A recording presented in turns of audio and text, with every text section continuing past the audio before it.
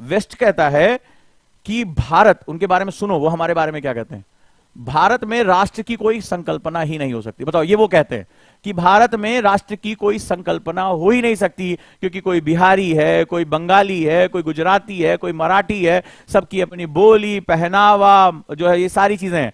कई बार ऊपर से वो देख के ऊपर से भारत को चले गए। और हमारे यहां के भी नेता कहते हैं कि भारत राष्ट्र नहीं है, भारत राज्यों का संघ है, जाकर ऑक्सफोर्ड में बोलकर आते हैं, कैम्ब्रिज में बोलकर आते हैं। ये हमारे बारे में, ये विदेशी कहते हैं भारत एक राष्ट्र हो ही नहीं सकता, क्योंकि भारत बहुत विविध है। और वो ये कहते हैं कि भारत की जो ये विविधता है वो बेसिकली इसका डिफरेंस है। मराठी, दक्षिण भारतीय, उत्तर भारतीय, ये कभी एक साथ नहीं हो सकते। नॉर्थ ईस्ट के लोग एक साथ नहीं हो सकते। बोले भारत कोई भी एक यूनिट नहीं हो सकता। और उन्होंने इस पे बहुत बड़ी बड़ी किताबें लिखी। इसी को राजीव मल्होत्रा ने लिखा फॉल्ट लाइन। इनका भारत राष्ट्र नहीं हो सकता। क्यों? क्योंकि इनकी राष्ट्र की जो अवधारणा है बहुत साल पहले इसी किताब में जो है, जब आप जाओगे तो इसी किताब के पहले चैप्टर में ही, दूसरे चैप्टर में ही जब एथनोलॉजी की बात होती है तो लॉर्ड रीजली ने जाति वर्ण को रेस के साथ कंपेयर करके रेस में बता दिया। और आगे चलकर बहुत बड़े बड़े प्रोपेगेंडा हमारे साथ हुए, बहुत बड़े बड़े प्रोपेगेंडा हुए।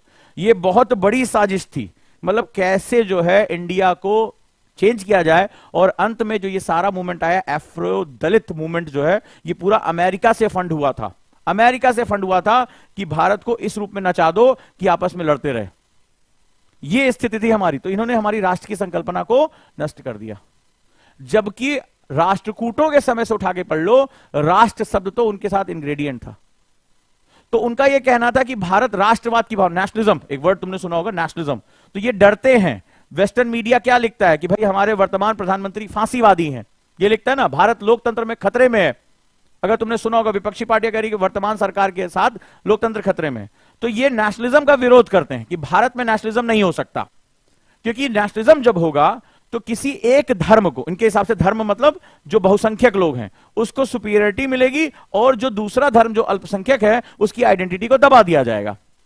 ये इनका कॉन्सेप्ट है।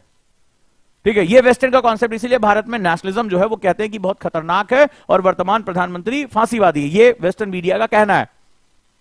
और बार बार ये रिपोर्ट देते हैं कि अल्पसंख्यकों को दबाया जा रहा है, बर्बाद किया जा रहा है। नहीं, भारत में चूंकि हमारे यहां धर्म और पंथ मूल स्वरूप में अलग अलग हैं, इसलिए इनके मॉडल के लिए, इनके मॉडल के साथ चलना हमारे लिए बहुत मुश्किल है।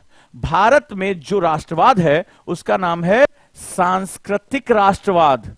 हम वेस्टर्न के वन रेस नेशनलिज्म से अलग हैं कि नाजी ने कहा केवल जो है यहां पर यही रहेंगे, यहूदियों को मार दिया जाएगा, सिर्फ गोरे रहेंगे, कालों को गुलाम बना लिया जाएगा। यह उनके यहां हुआ है, प्रैक्टिकली उन्होंने किया है। हमारे यहां किस तरह का राष्ट्रवाद है? वेस्टर्न के राष्ट्रवाद से अलग सांस्कृतिक राष्ट्रवाद है, कल्चरल नेशनलिज्म।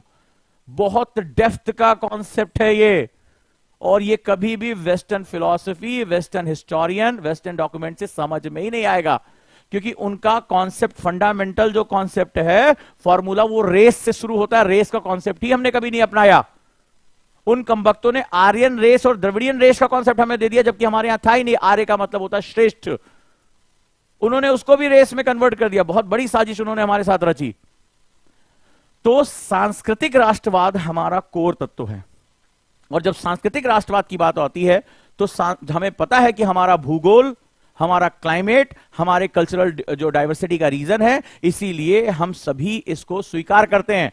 हमारा राष्ट्रवाद किसी एक को दबाने या दूसरे को उठाने का नाम नहीं है। हमारा राष्ट्रवाद सभी संस्कृतियों को स्वीकृत करते हुए एक साथ चलने का नाम है। समझे? ये इतना गहरा कॉन्सेप्ट है। तो भारत को समझने के लिए भारतीयता की बहुत आवश्यकता है। हमारे यहाँ 100 स्टूडेंट के लिए एजुकेशन लोन अवेल हो रहा है।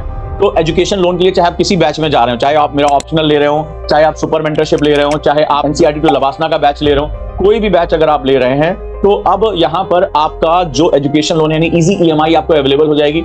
वो जो एजुकेशन लोन है उसका जो 1 साल का जो इंटरेस्ट आता है वो एकेडमी बियर करेगी। आपके लिए फर्स्ट मंथ की ईएमआई जो है वो 0 डाउन पेमेंट पे रहेगी, यानी आपको कोई एडवांस नहीं देना है। 1 महीना पढ़ लेने के बाद आपको पहली ईएमआई आपकी शुरू होगी। इतना इजी कर दिया है। ऐसे 100 स्टूडेंट, फर्स्ट 100 स्टूडेंट को मैं सर्व करा रहा हूं। आप आज ही तत्काल फोन कर देंगे 87507111 22 या 8750711133 याद रखिएगा।